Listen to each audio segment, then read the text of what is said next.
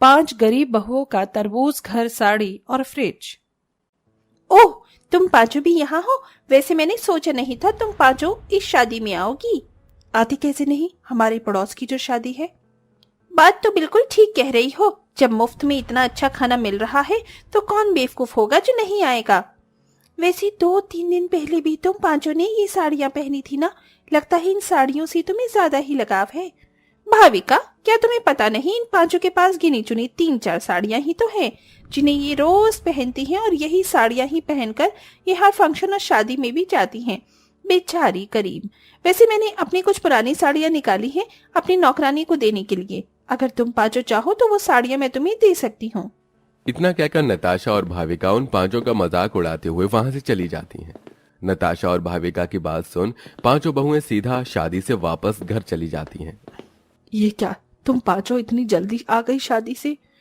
माँ जी आती नहीं तो क्या करती, वहां पर रहकर अपनी और बेइज्जती करवाती। ऐसा क्यों कह रही हो बहू? क्यों, क्या हुआ बताओ मुझे। माँ जी, नताशा और भाविका ने आज फिर से अपनी अमीरी का घमंड दिखाते हुए हमारी बहुत बेइज्जती करी। हमारी पुरानी और फटी साड़ियों का मजाक उड़ाया। बहू, उन दोनों को तो तुम सब अच्छी तरह से जानती हो कि वो कैसे हर छोटी छोटी चीज का घमंड दिखाती हैं। छोड़ो उनकी बातों को, आ जाओ खाना खा लो। तुमने शादी में कुछ खाया भी नहीं होगा। अपनी सास की बात सुन पांचों बहुएं हाथ मुंह धोकर खाना खाती हैं और खाना खाकर चटाई बिछाकर बिना कूलर पंखे के गर्मी में ही अपने छोटे से घर में सो जाती हैं। और ऐसे ही कुछ दिन गुजर जाते हैं। बाप रे बाप, इतनी गर्मी हो रही है। इतनी गर्मी में तो आंगन में बैठकर कपड़े बर्तन भी नहीं धोए जा रहे। पांचों बहुएं कड़ी धूप में आंगन में बैठकर बर्तन और कपड़े धो रही होती हैं कि तभी उनकी पड़ोसन लता वहां आती है। अरे लता काकी, आप? हाँ, ये लो मिठाई, मुंह मीठा करो। मेरा बेटा आज डबल डोर फ्रिज वाला बड़ा वाला LED और 5 स्टार AC लेकर आया है। काकी, ये तो बहुत अच्छी खबर सुनाई आपने। आइए अंदर चलिए। ना बाबा ना, तुम्हारे इस ईंट की भट्टी जैसे घर के अंदर तुम ही लोग जाओ। वो क्या है ना, जब मुझे AC में रहने की आदत पड़ गई है तो मैं इतनी गर्मी में तुम लोगों के घर में नहीं आ सकती। मैं मिठाई रख रही हूँ, तुम पांचों खा लेना। लता की बातें सुन पांचों बहुओं को काफी बेइज्जती महसूस होती है, जिसके बाद वो पांचों अंदर आ जाती हैं। रोशनी, तुम क्यों लता काकी की बातों को लेकर उदास हो रही हो? उदास ना हो तो और क्या करूं? जब देखो हर कोई हमारी बेइज्जती पर बेइज्जती करता है, कभी कपड़ों को लेकर तो कभी घर को लेकर। न जाने भगवान ऐसी किस्मत लिखता ही क्यों है। रोशनी की बात सुन बाकी चारों बहुएं भी उदास हो जाती हैं। वहीं दरवाजे पर खड़ी माधुरी भी अपनी पांचों बहू की बात सुन अपनी किस्मत को कोसने लगती है। और ऐसे ही गरीबी और गर्मी में पांचों बहू के दिन गुजरने लगते हैं। गर्मी के मारे गले के अंदर छाले हो गई हैं। हमारी किस्मत में तो एक गिलास ठंडा पानी भी नहीं है। ऐसी गर्मी में लोग ठंडा ठंडा तरबूज का जूस और तरबूज खाते हैं, और हमें देख लो। गर्मी तो बहुत हो रही है और कुछ ठंडा खाने का मन भी कर रहा है। आप सब लोग तो तरबूज के खेत में ही काम करते हैं, तो शाम को हमारे लिए एक तरबूज ले आइएगा। सेठ ने हमें तरबूज लेते हुए देख लिया तो बहुत बड़ी दिक्कत आ जाएगी, लेकिन हम फिर भी कोशिश करेंगे तरबूज लाने की। पांचों बहू के पति सेठ मंजूलाल के तरबूज के खेत में तरबूज की खेती और उसकी रखवाली का काम करते थे।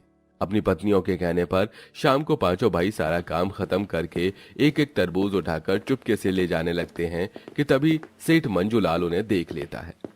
अरे तुम पांचों पर मैंने इतना भरोसा किया और तुम पांचों ही मेरे ही खेत में तरबूज चुरा रहे हो। अरे मंजूलाल जी, ये हमने जानबूझकर नहीं किया। हमारी पत्नियों का तरबूज खाने का बड़ा मन कर रहा था और हमारे पास इतने पैसे नहीं थे कि हम उन्हें तरबूज खरीद कर लाकर दे सके, इसलिए हमने खेत से तरबूज लिए। अरे तुम जैसे गरीब लोगों के बहाने में अच्छी तरह से जानता हूँ। निकल जाओ मेरे खेत से, और कल से आने की कोई जरूरत नहीं है। मंजूलाल पांचों भाइयों से तरबूज लेकर उन्हें काम से निकाल देता है। जिसके बाद जहां पहले ये परिवार 2 वक्त की रोटी खा रहा था, अब वो 2 वक्त की रोटी भी इन्हें नसीब नहीं होती। 1 हफ्ते से ऊपर हो गया है, अभी तक हमें कहीं पर भी काम नहीं मिल रहा। बस अब बहुत हुआ। अगर हम पांचों को काम नहीं मिल रहा है तो अब हम 5 बहुएं मिलकर काम करेंगी और इस घर को चलाएंगी। लेकिन बहू, तुम काम क्या करोगी? माँ जी, कुछ न कुछ काम तो कर ही लेंगे, लेकिन ऐसे हाथ पर हाथ रखकर नहीं बैठेंगे। पांचों बहुएं काम की तलाश में निकल जाती हैं।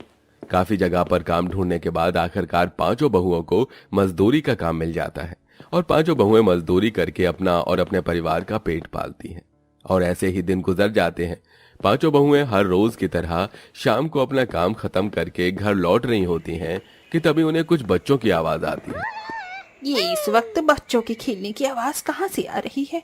यहाँ आसपास तो कोई बच्चे भी नहीं हैं। लगता है ये आवाज जंगल से आ रही है, लेकिन इस वक्त भला जंगल में बच्चे क्या करेंगी? चलो चलकर देखते हैं। उस आवाज का पीछा करते हुए पांचों बहुएं जैसे ही जंगल के अंदर जाती हैं तो देखती हैं कि वहां पर एक बहुत बड़ा तरबूज का खेत है और ढेर सारे तरबूज हैं। वो तरबूज कोई मामूली तरबूज नहीं है, बल्कि उन तरबूज के तो इंसानों की तरह हाथ, पैर, आंखें, मुंह है जो आपस में बात कर रहे हैं। ये नजारा अपनी आंखों से देख पांचों बहुएं बहुत डर जाती हैं और वहां से चुपके जाने लगती हैं कि तभी एक तरबूज की नजर उन पांचों पर पड़ जाती है। हमें कुछ मत करना, हम तो यहाँ गलती से आ गई। डर क्यों रहे हो? हम आपको कोई नुकसान नहीं पहुंचाएंगे। हम तो जादुई तरबूज हैं। लेकिन आप इस वक्त इस जंगल के रास्ते पर क्या कर रही हैं? तरबूज के पूछने पर पांचों बहुएं उन तरबूज को अपनी सारी कहानी बताती हैं, जिसे सुन ओह अच्छा, तो ये बात है। हम आपकी मदद कर सकते हैं, लेकिन आप पांचों को हमसे वादा करना होगा कि आप हमारे बारे में किसी को नहीं बताएंगी। इतना कहकर वो जादुई तरबूज पांचों बहुओं को कुछ बीज देते हैं। हमारी तरह ये जादुई तरबूज के बीज हैं। आप लोग इसे ले जाकर अपने आंगन में बो देना। ये आपकी बहुत मदद करेंगे। जादुई तरबूज, आपका बहुत बहुत शुक्रिया। आपने हमारी मदद की। हम आपसे वादा करते हैं कि हम आपके बारे में किसी को नहीं बताएंगे। पांचों बहुएं उन बीजों को लेकर घर आ जाती हैं और अपने आंगन में बोकर उन्हें पानी दे देती हैं। सुबह होते ही पांचों बहुएं जैसे ही आंगन में आती हैं तो देखती हैं कि उनका आंगन तरबूजों से भर गया है कि तभी एक तरबूज, हेलो, मैं एक जादुई तरबूज हूँ। आप लोगों को तो पता होगा ना कि मैं आपके बहुत काम आ सकता हूँ।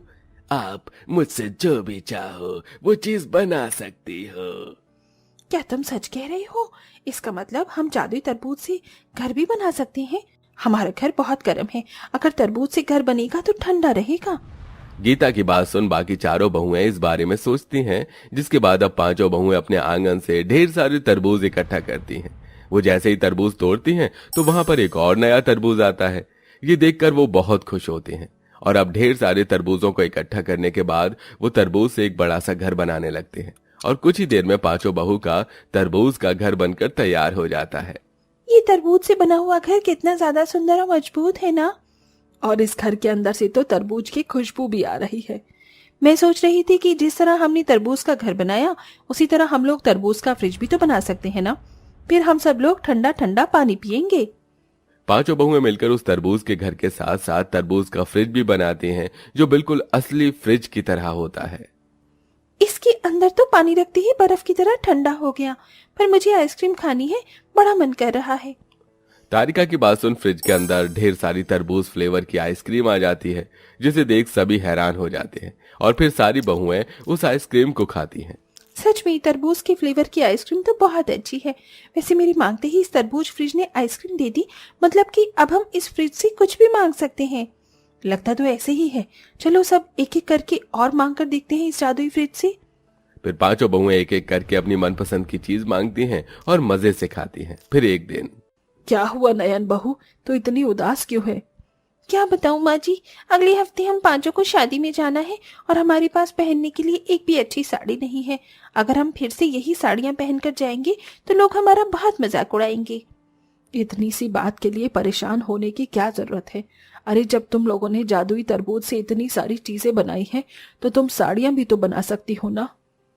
माधुरी की बात सुन पांचों बहुएं खुशी से मुस्कुरा उठती हैं, जिसके बाद अब वो जादुई तरबूज से अपने लिए साड़ियां बनाती हैं। उन जादुई तरबूज की साड़ियां पहनकर वो शादी में जाती हैं। शादी में मौजूद सभी लोगों को पांचों बहू की तरबूज की साड़ियां काफी पसंद आती हैं। तुम पांचों की तरबूज की साड़ी तो बहुत बढ़िया लग रही है। क्या तुम हमारे लिए भी ऐसी ही साड़ी मंगवा सकती हो? हाँ क्यों नहीं, हम तुम्हारे लिए तरबूज की साड़ी जरूर मंगवाएंगे, क्योंकि हम तुम्हारे जैसे नहीं हैं कि अपनी चीजों का घमंड दिखाते हुए दूसरों की बेइज्जती करें। हम लोग कल ही तुम्हारे घर पर तरबूज की साड़ियां भिजवा देंगे। तारिका की बात सुन ताशा और भाविका का सर शर्मिंदगी से झुक जाता है। अब पांचों बहुएं जादुई तरबूज को बेचती हैं, साथ ही साथ तरबूज के बने हुए जूस, शेक और कई तरह की चीजें भी बेचती हैं, जिससे उनकी फाइनेंशियल कंडीशन भी अब ठीक होने लगती है और अब पूरा परिवार हंसी खुशी रहने लगता है।